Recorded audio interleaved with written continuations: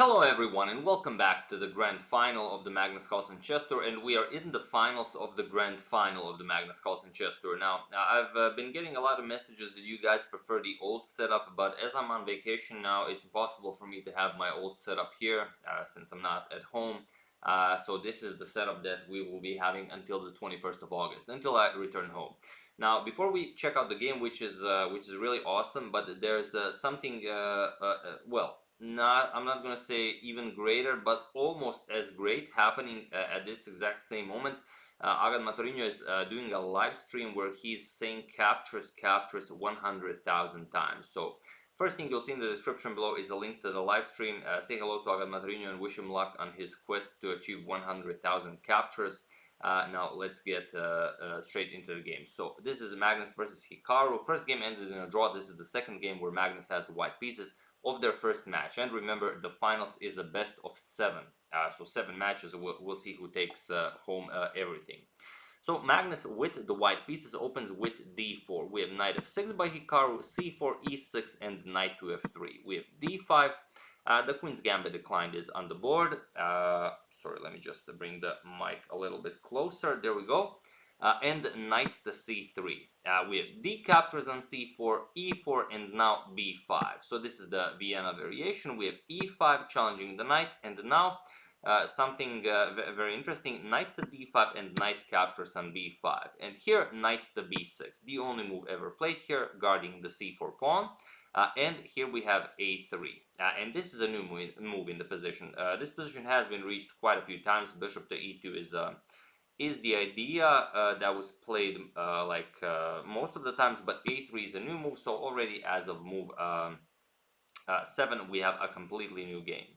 So let's see how Hikaru deals with this. We have knight to c6, he continues development. We have bishop to e3, developing while defending, and knight to a5 now. Hikaru preparing to bring the knight over to b3. We have queen to c2 by Magnus, and now a6, challenging the knight, pushing it back, knight to c3, and now bishop to e7.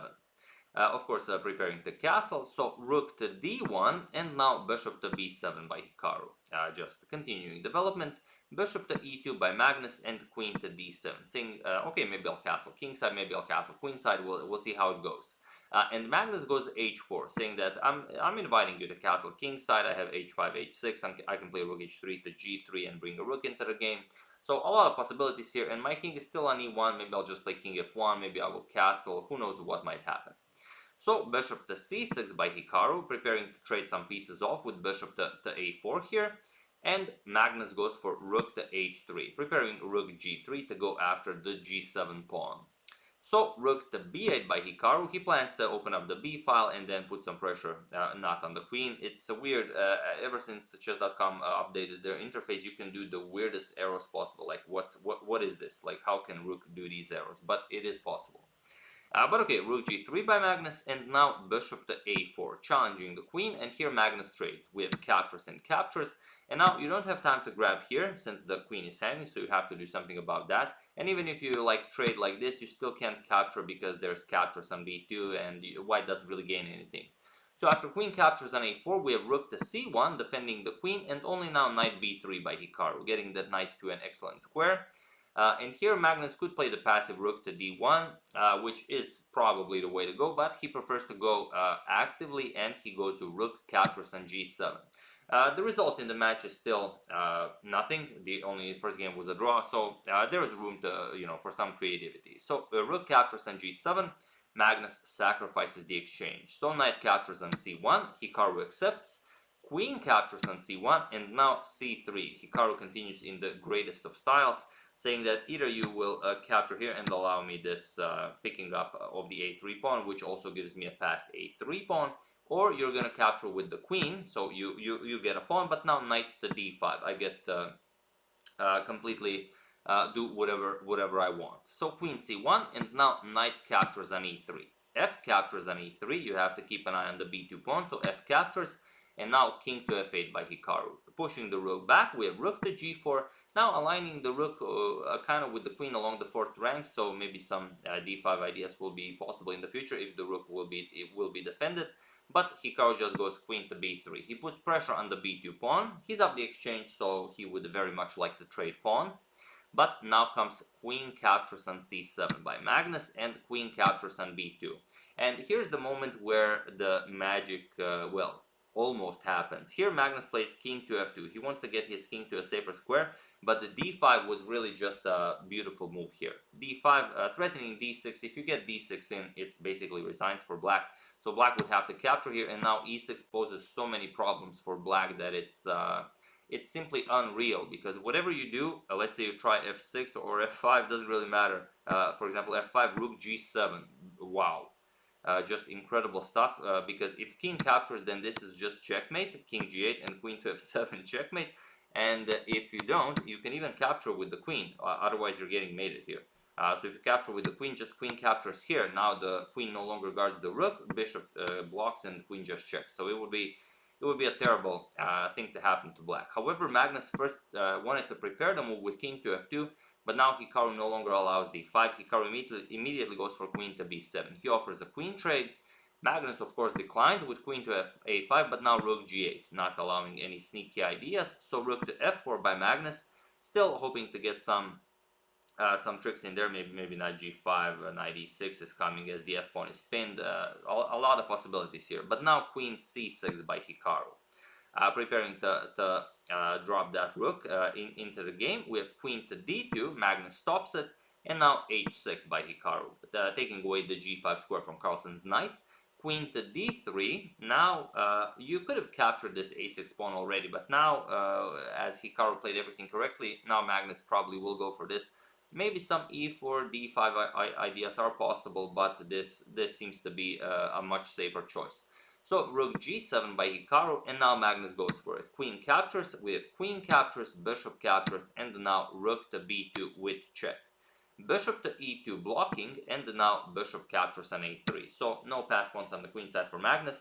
And now that everything has been said and done, it's 2 rooks for Hikaru and a bishop and the knight against a rook for Magnus. So sorry, not bishop and knight, a knight for a rook for Magnus. So Hikaru up the exchange, but Magnus up 2 pawns, and it is a doubled e pawn.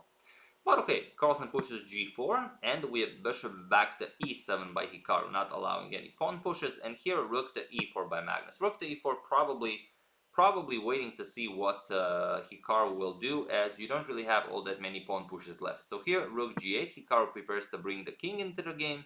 Rook f4, Magnus repeats, and now king to g7. So what can you do now? Carlsen starts with the g5.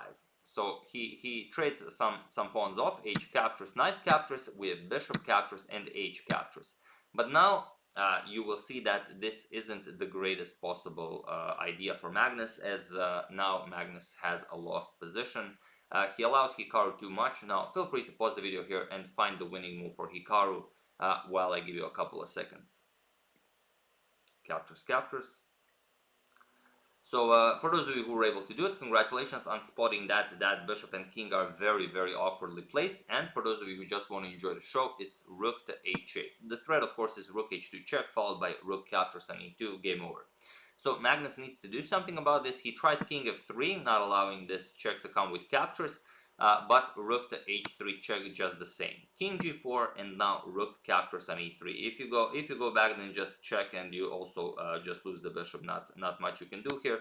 And if you try attacking this guy here, then just rook captures on e3. This is now pinned. Not much you can do.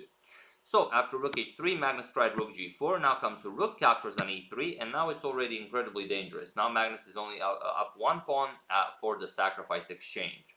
So bishop f3, but now rook d2. How do you defend this pawn, as the other rook is coming also here? Well, he will have to try something. King h4, now rook ed3. Now there's no saving this pawn. It's on a dark square, so Magnus just pushes it. At least he will create some weaknesses. So e captures on d5, and now rook to f6 by Magnus. Rook to e3, going after this pawn, and now rook to f5. Not allowing Magnus to create any ideas with, let's say, pushing the pawn and something like that. So now this rook is stuck guarding the pawns here, and there's not much you can do. Rook to d4 check by Hikaru, and now king h5. And now a brilliant move by Hikaru, rook to b4, putting Magnus in a complete zugzwang. You cannot move this rook as these pawns will fall. You can't really move the king anywhere. The king would be in check, and most of all, if you move the bishop, just rook h3 will be checkmate. So complete suk swung for Magnus.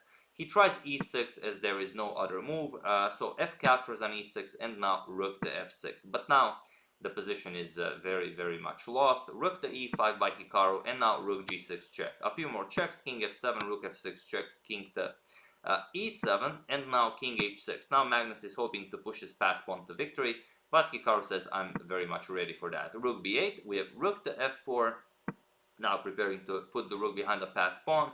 Rook to f8, of course offering a trade here, and now you don't have a chance to put a rook behind the pass pawn because the bishop would be hanging. So here Magnus trades, captures g6, hoping for something like this, check and queen, but Hikaru of course plays king to g8, and there is not much for Magnus to do. Magnus played king to g7, but now Hikaru just played rook to e1, and it was in this position that Magnus Carlsen resigned the game.